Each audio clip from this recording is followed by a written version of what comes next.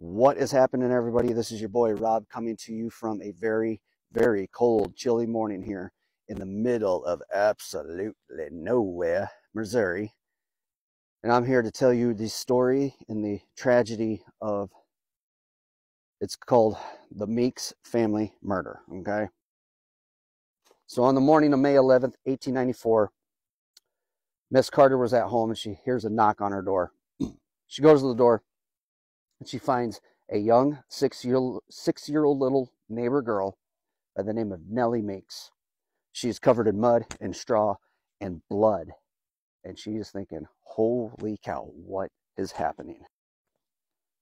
So Nellie was able to basically escape, get to the house, and tell Miss Carter, I woke up next to my family and nobody else will wake up. Miss Carter's beside herself. She tells her 9-year-old son, go down and see if this makes any sense. Maybe she's delusional. I don't know.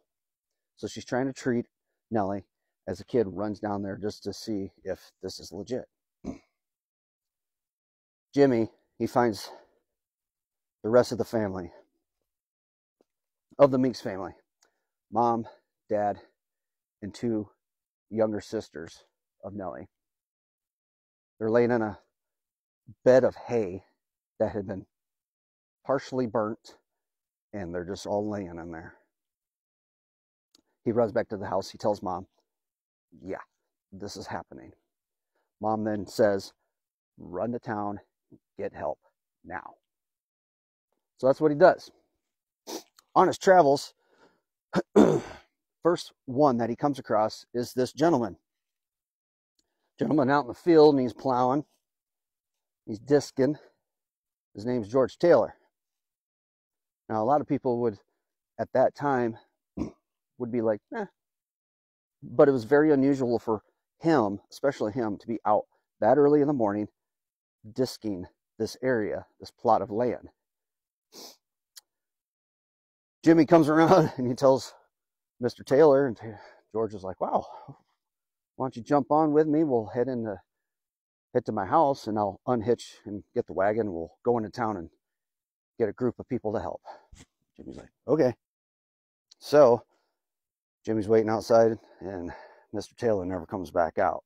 Well, while this was happening, Mr. Taylor, he runs in, grabs another horse, and he heads out back through the back of his farm, and he starts heading into town. He's looking for his other brother. So they come down to the town of Browning, Missouri, looking for his brother. He finds him, and they basically pack up what they can, and they head out of Dodge quick. Well, while that's going on, Jimmy is still at the farmhouse wondering and waiting. After a while, he's like looking around, can't find him. He's like, okay. So he runs into town to get help. Okay. After a while, people start coming and finding out about Nellie and what's going on, and they find the bodies of all the Meeks laying there in this horrendous murder that had happened. Okay. People start talking, they're wondering who it was and this and that. And well, the name of George Taylor comes up quite often. And the reason is because George Taylor and his brother Charles were actually some very not nice people. They were out here doing, like, writing bad checks. And in today's world, people would be like, that happens. Back then, you didn't do that. That was really bad. They were doing cattle rustling, which was another huge thing you didn't do. They were also doing arson and stuff like that. So they're out here being like the county bullies, the town bullies, if you will. And at one point, they basically got caught in this circle scheme. And one of the guys that knew about it was Mr. Meeks, Gus Meeks. Well, at one point, they tried to bribe him with, we'll give you $1,000. And in that time, 1894, $1,000, that's some good money. And we'll give you a horse and a wagon, and you just load up your family, and you get out of Dodge. And that's what they were doing. They were bribing the family to get out of Dodge. But the way they wanted to do it was, we're going to just take Mr. Meeks and we're going to go maybe the next state over, and we'll show you guys somewhere where you can live and thrive. So they took the offer. The morning of, on that May 10th, they showed up with the wagons and everything and get ready to load up Mr. Meeks. And the Laura Meeks, Mrs. Meeks, she's like, you ain't taking my husband without us. Because in her mind, she was thinking, if you take my husband, I'm never seeing him again. But if you take all of us, there's no way you would be the type of people to do harm to a woman and 3 little girls. I could see her thinking in that 100%, but apparently they were in enough hot water. They were going to take the entire family out, and that's what they did.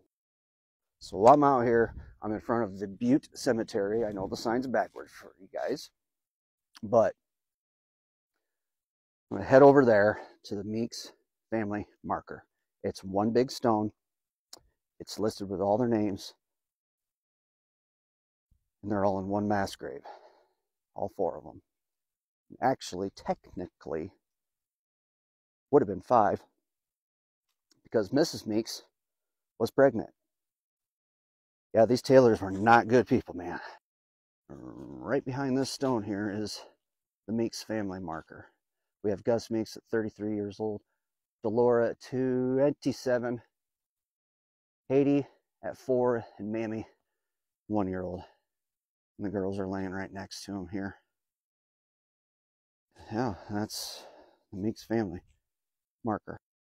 Now you can go online and you can read this story and the wild twisted tale of these Taylors. They end up skipping Dodge.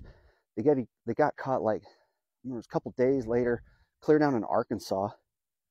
They were coming back, arrested. They got put on a train to come back. They got just a couple counties over from where they were supposed to be, up here in Lynn County. I think it's Lynn County. I could be wrong. But the sheriff, he stopped the train and he's like, you got to divert. There's a mob of like 300 and some people down the road, a lynch mob. The minute they get off this train, they're dead. So it's a wild story, crazy story. But the one that blows my mind is Nellie actually went on in her life after this whole ordeal. She ended up marrying, and at the age of 19, she gave birth.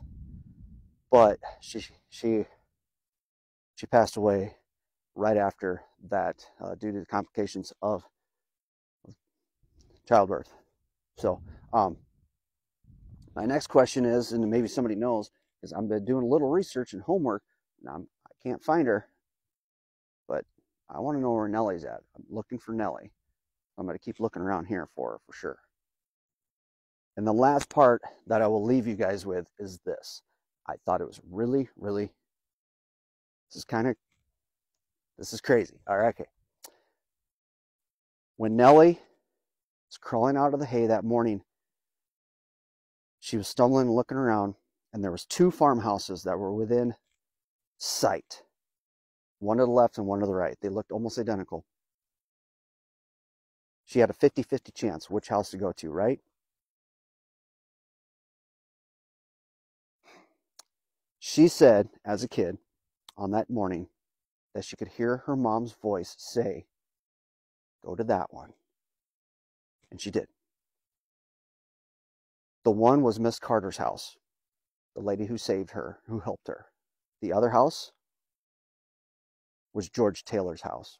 If she had walked up to George Taylor's house that morning, he would have finished the job and it would have been no more. The story would have never been told, and they probably would have gotten away with it. But the sad twist of it all, George Taylor escaped jail and ran from the law the entire rest of his life. He got away with it. Brother, he ended up getting, but George, yeah, on the run the rest of his life. He got away with it. So I hope you guys enjoy this one, and I will see you guys out there on the next one. Peace.